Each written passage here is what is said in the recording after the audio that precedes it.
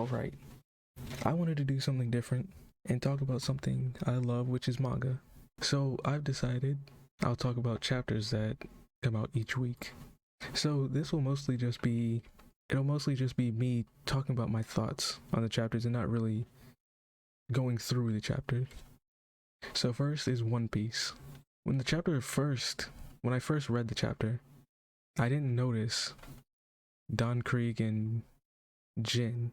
I didn't notice them at all until after I saw other reviews.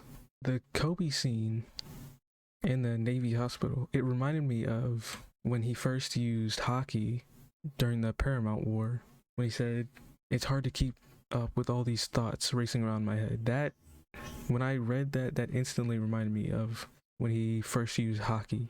I think it was after the Paramount War. But I thought that was really interesting. It was nice seeing Smoker again. I don't know how long it's been since he last showed up.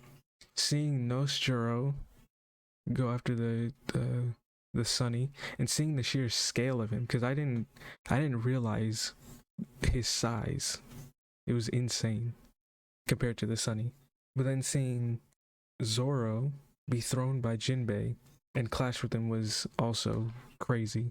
And then I knew it was gonna happen because obviously Oda wasn't gonna let us hear everything that Vegapunk said. But obviously Vegapunk was about to say something and then he gets cut off with the robot. I don't think it was destroyed, but being knocked out. And obviously he gets cut off on something we'd all love to know about, which is the D-Clan. The York panel at the end was not confusing or weird, but the York panel at the end, it made it seem like she did something that stopped it, in my opinion. I don't know. But this chapter was great. I'd say it's a 9 out of 10 chapter. Alright, the next chapter is Undead Unluck. I thought this chapter was really good. It was a nice, chill chapter, giving us insight into Kaede and Raita, that's his name. Nice insight into Raita's mind and how he thinks. And it was pretty neat seeing the twist of Kaede's singing voice not being terrible, and she just changes her voice based on the audience. I think that was really cool. And when I was first reading the chapter, I didn't understand what Yume's soul was saying, but rereading it, I think I understand it more. So basically what he's saying is that Fuko needs Raita and Kaede. She needs her parents, in quotes, to get together so that they can have the Fuko of this loop be born, in quotes, so that Fuko soul can restore our Fuko's soul. But it also leaves the question of what happens to that child. It was cool to see that it isn't actually a paradox, but that still is like, it's weird, because if the soul of that child is gonna go to repairing our Fuko's soul, what happens to that child? Because presumably it can't survive without a soul. So are they just not gonna have the child for this loop?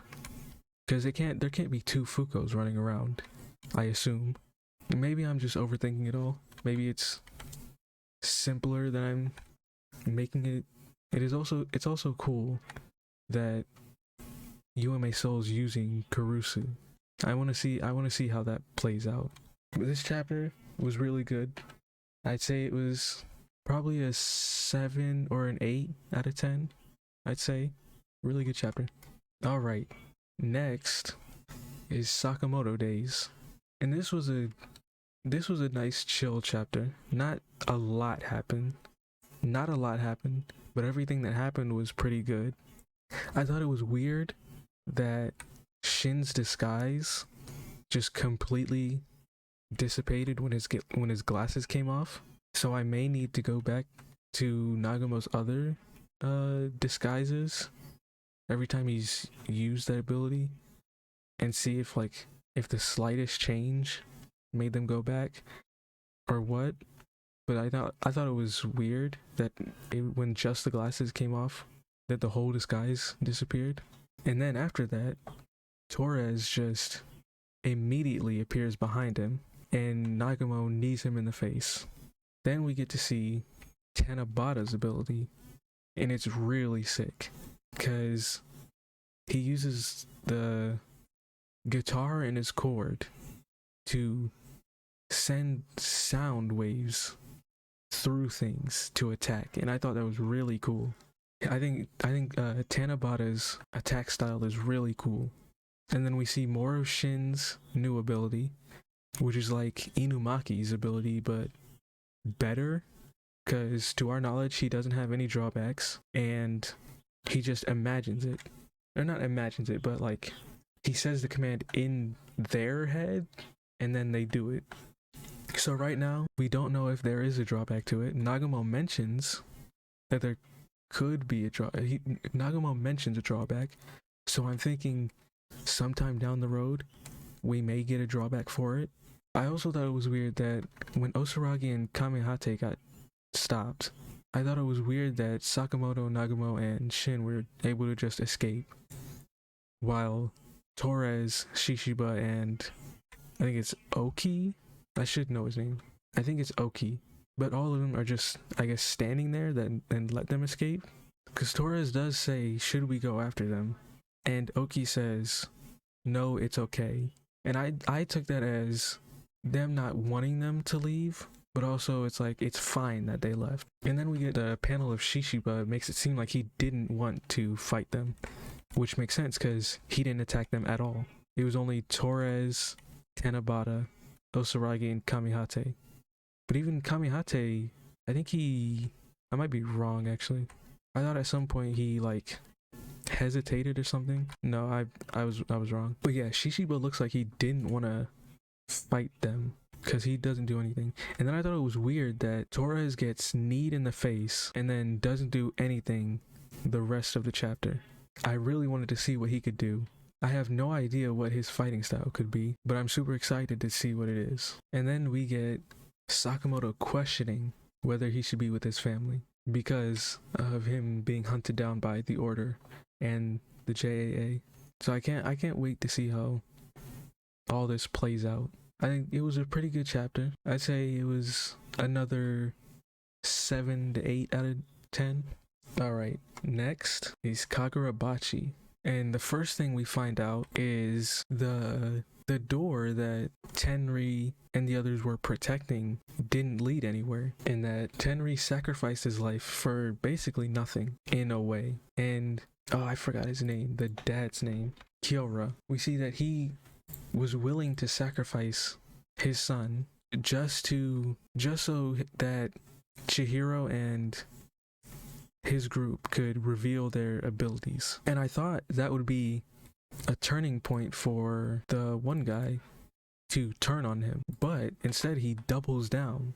Instead they double down to fight, which I thought it makes sense. Yeah, that's it, I guess. It makes sense, but the other way would have also made sense to me. I was kind of surprised that they doubled down in that way when I first read the chapter.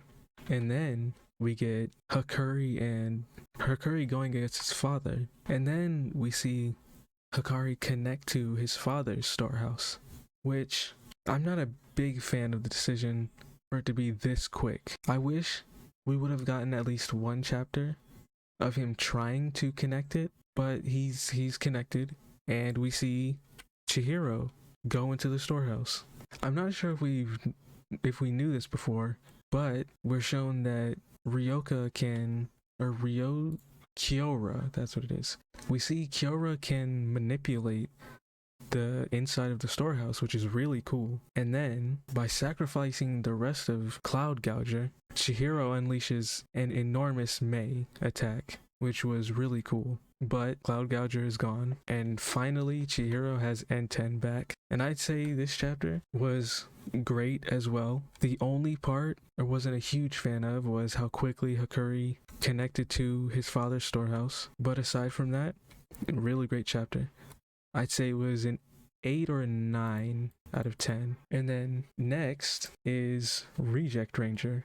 And I forgot to read last week's chapter, so I read both last week's and this week's chapter. And I don't really have that much to say about it, but from the time skip up until around this point, I felt like the series was in a dip. Not that it was bad or anything, but it was just, I wasn't like super interested in what was happening. It was all cool. I was just like along for the ride, basically. And then this chapter, it really starts to pick up because we get basically the new Pink Keeper, and we get a new group. They're not a new group, but an existing group in a new form, in the form of the Neo Rangers, which is really sick. I really like the designs of their suits. I'm pretty sure, I think there's going to be 2 more to match the Keepers. And yeah, I think the series is starting to pick up again. I can't wait to see what's next. Yeah, I'm really excited. I think both of these chapters together, I'd say were an 8 or a 9. And now we have the Green Keeper meeting up with the previous Red Keeper. I'm excited. I'm excited to see what's next. And then the producer of the in-universe TV show is planning a Rangers versus Neo Rangers showdown, which is really cool. I can't wait. I think I already said it, but I think those 2 chapters together were like an 8 to 9 out of 10. Next chapter is Gachiakuta, and I really like this chapter. We're going into a no man's land, and it's a stealth mission, which is really cool. And I wonder if the whole thing is going to be a stealth mission to get to the broker, because the king is right behind the broker, like in the water. So I'm wondering if it's gonna be a stealth mission to get to him, with Zodil trying to sabotage, or if they're gonna like try and beat Zodil so he doesn't. I'm super excited to see, one, what the king of this no man's land looks like, and how they're gonna get to the broker, or if they're gonna get to the broker, because Zodil could get to the broker first. But yeah, not that many thoughts I have to say about this chapter, but overall it was a great chapter. I'd say it's an 8 out of 10. All right, and the last chapter is Zatch Bell Ch. And this was a really good chapter because we see Zatch struggling. Oh, I forgot her name.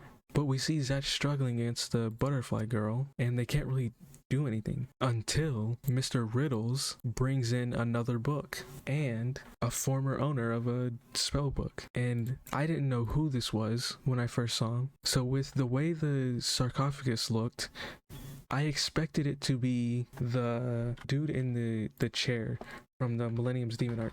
But then I remembered it's probably not him, because he was a Millennium Demon, I'm pretty sure. And he wasn't actually like a demon from Zatch's fight. And then when it's finally revealed that it's Coral Q, I had no idea that it was going to be him. I didn't even think about him, but I thought it was pretty cool to see how he changed and that he was helping. Oh, and it was nice to see Vino. Actually, we finally get to see Vino grown up, which was cool. And when I saw Vino, I thought it was going to be White, the reincarnation of Clear Note. But it was really cool seeing Coral Q. And then we see Zatch finally defeat what's her name? The girl that was doing the flips. Can't wait for next month's chapter, because this series is monthly, which is sad, but it's worth it because the art is amazing. And yeah, I think that is it for this week's chapters. I do read 4 Nights of the Apocalypse, but I'm really reading because I was a fan of the 7 Deadly Sins, and I'm just along for the ride, so I don't think I'm going to talk about it